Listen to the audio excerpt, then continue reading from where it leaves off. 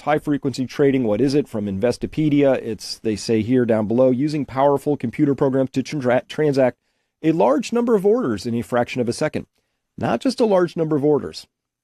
High frequency trading, in yellow over there, refers to trading that utilizes computers to process a significantly large number of transactions within nanoseconds.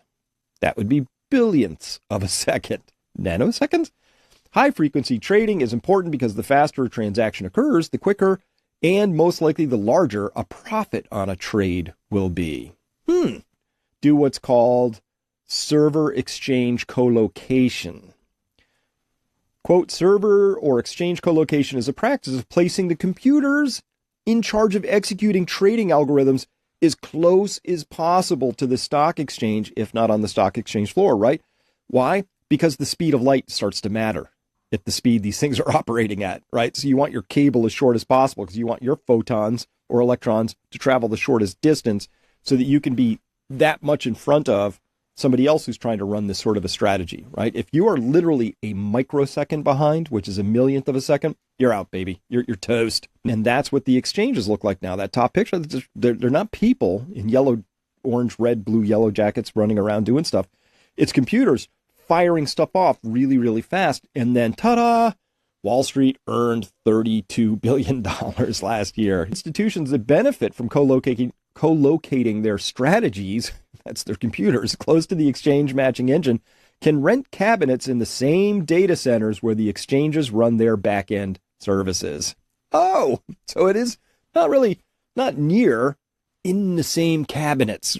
So, like, I need my server parked in this cabinet right next to Wall Street servers, right? And consequence, large institutions that specialize in high-frequency trading pay generous fees to the exchanges for the right to place their hardware inside those data centers. So the exchange makes more money, and these people are paying that because they make more money. But again, where did that money come from?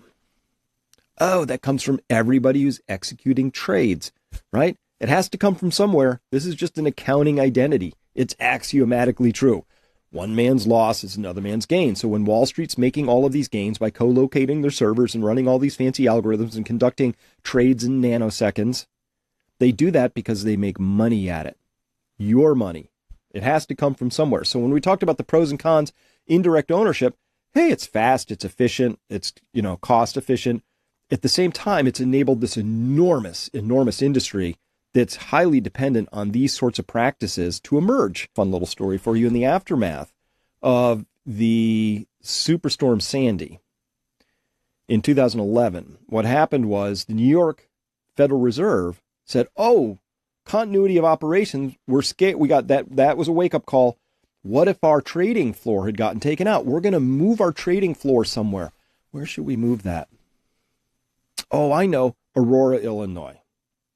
Chicago Mercantile Exchange is where really high leverage, tail wag the dog sorts of products that move markets and move them quickly, that's where they are traded in rooms that look more like that. And New York Federal Reserve decided, oh, let's just move our trading center right there too, so that they can execute these trades more quickly and potentially move markets more quickly, which is why I editorially would support a transaction level audit of the Federal Reserve's operations, because we deserve to know what that quasi-public institution who prints money out of thin air is doing with that. But if they are using it specifically to engineer outcomes in markets, and that is not publicly known, and I don't have that same information, but insiders who, like Citadel, who Ben Bernanke just went to work for, if they have access to that information, now I begin to get suspicious about how much of that $8.1 billion they earned legitimately in the scrum of marketplaces, outcompeting other piranhas and raccoons, and how much of that $8.1 billion came because they got the bat phone call about what was about to happen. These are the sorts of questions that arise in a non-transparent system. It's a legit question.